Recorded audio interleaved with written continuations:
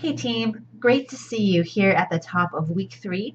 I am glad that you are still on board, and I am really pleased to see that you are doing an excellent job in the forums and that you're really following through. This week, as we begin week 3, we also begin Doris Lessing's really provocative novel, The Grass is Singing.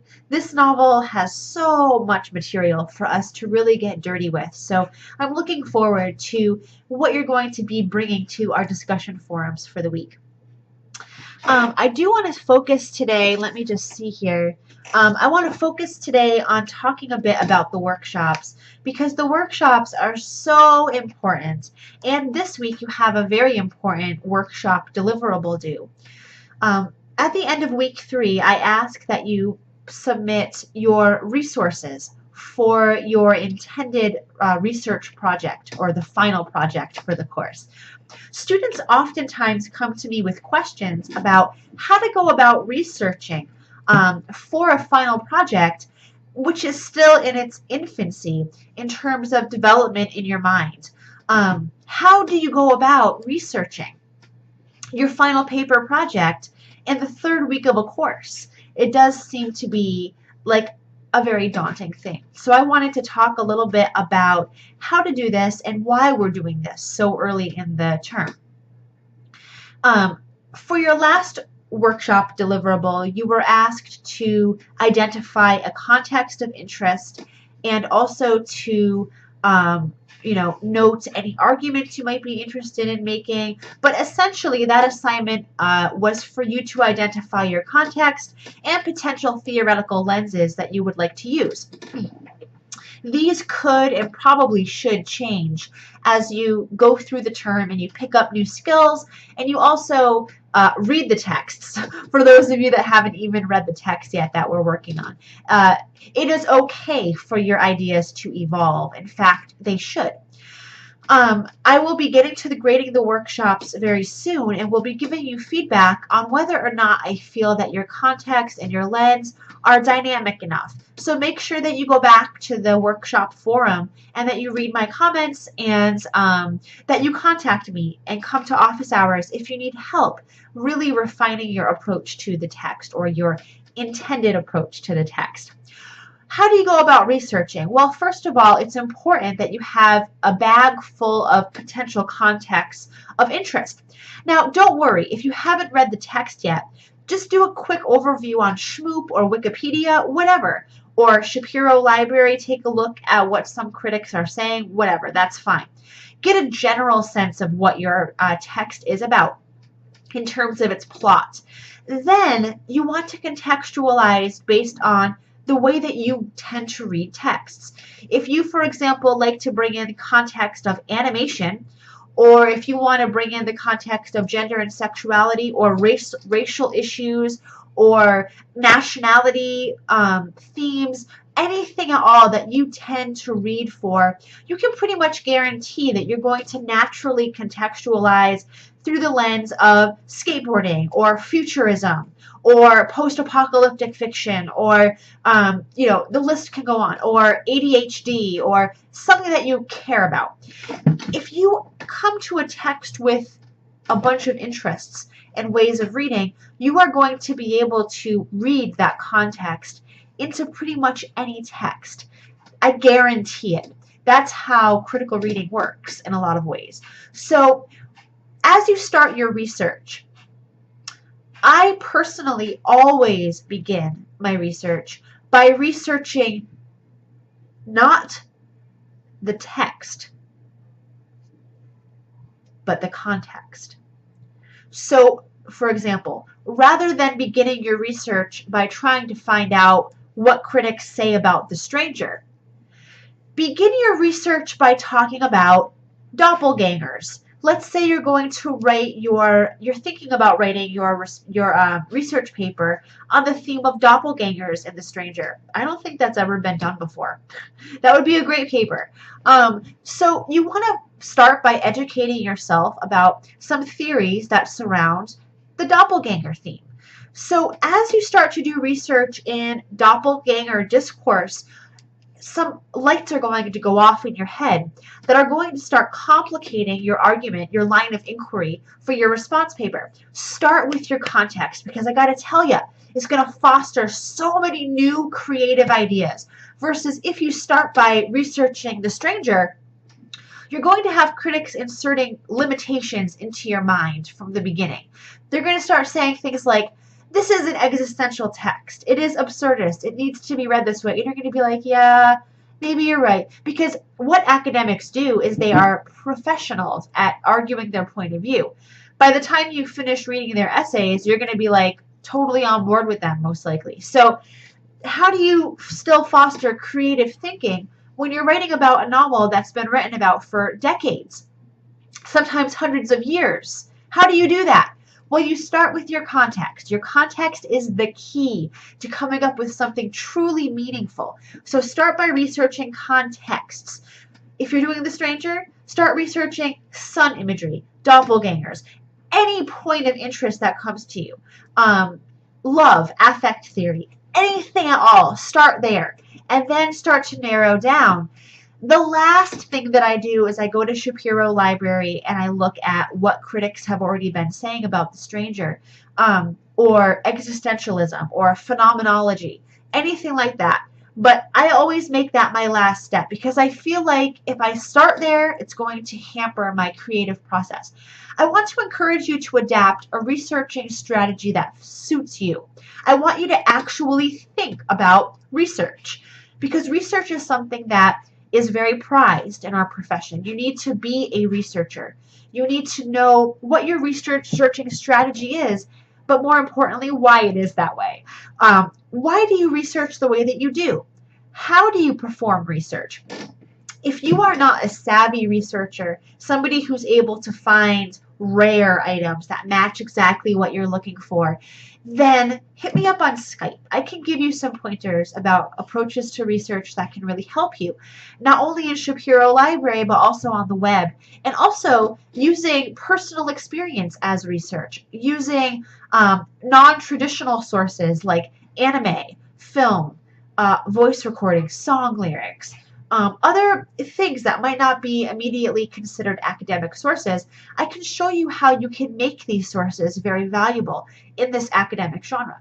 So if you have an interest in that, hit me up on Skype. Otherwise, I'm going to assume that as a graduate student, you are familiar with research methodology and integration of research. Although this might not be the case, and please don't be embarrassed if it's not the case. These things take time to develop, and it really is a skill that you need to hone. So I hope you're open to the experience. This is your first chance of many to show me your research process. So what I want from you in the workshops is I'd really like to see that you're exploring, that you're being experimental with your researching approach to the final project. You don't quite know what your line of inquiry looks like. And having you do the research element so early, I'm trying to send you a message that research should be a preliminary part of this process. Through research, my God, you learn so much. You're exposed to so much more. Light bulbs are going to be going off everywhere. It's going to be like the 4th of July in your brain. So use research in that way. It is a catalyst for creative thinking. I'm just getting really excited thinking about this.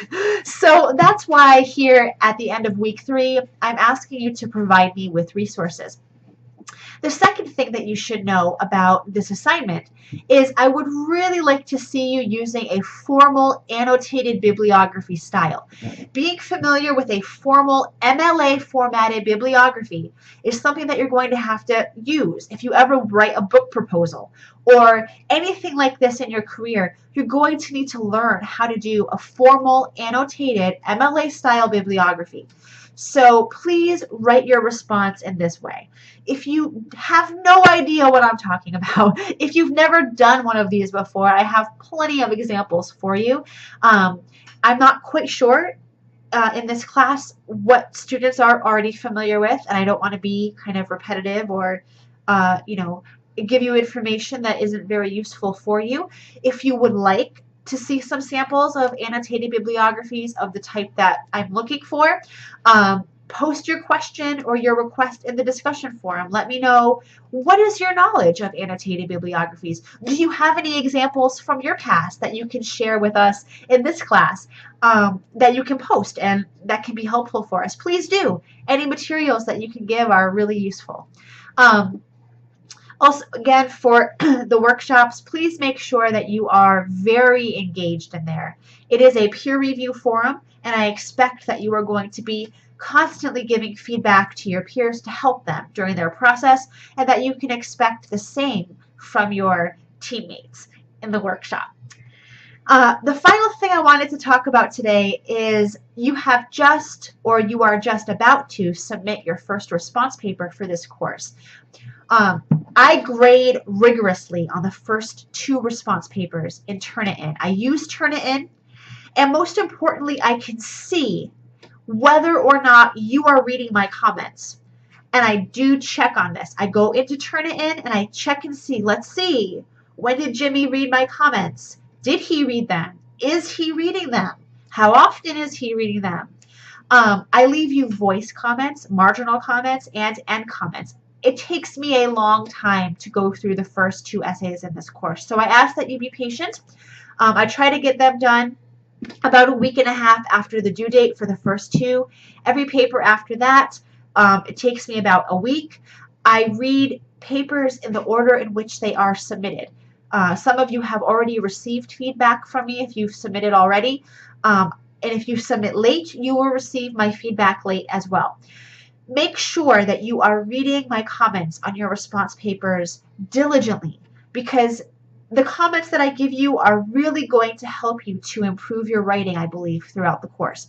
I am a hard grader when it comes to these research papers.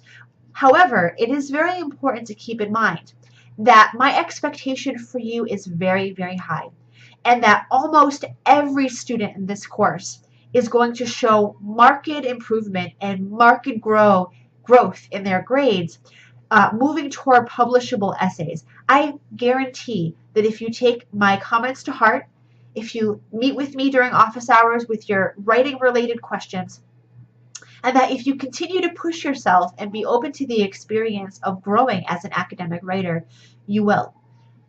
If you are resistant to the process, if you feel like my comments that are highlighting maybe some weaknesses in your line of inquiry, if you feel like my comments are trying to show that maybe you're not cut out for this, that is not my intention at all. We are all cut out for this. We all have the capability of writing to a very high level of academic writing. I am very familiar with academic prose, and I want you also to be familiar with that process. And unfortunately, it can be an experience that can be harrowing for some. For some, it can be very enlightening, and it can really help you to understand what the academic genre is, what it does, why it does what it does. And it starts with your writing. So I want you to take my comments seriously, and also to see what my intentions are in making comments the way that I do. I like to be very to the point and very short. I like to show you exactly what I see working and not working in your essay. Of course, these things are always up for debate in your own writing. However, I am rigorous with my grading according to the rubric. So make sure that you understand the rubric, that you understand the breakdown of your numerical score the way that I give it to you as it relates to the rubric.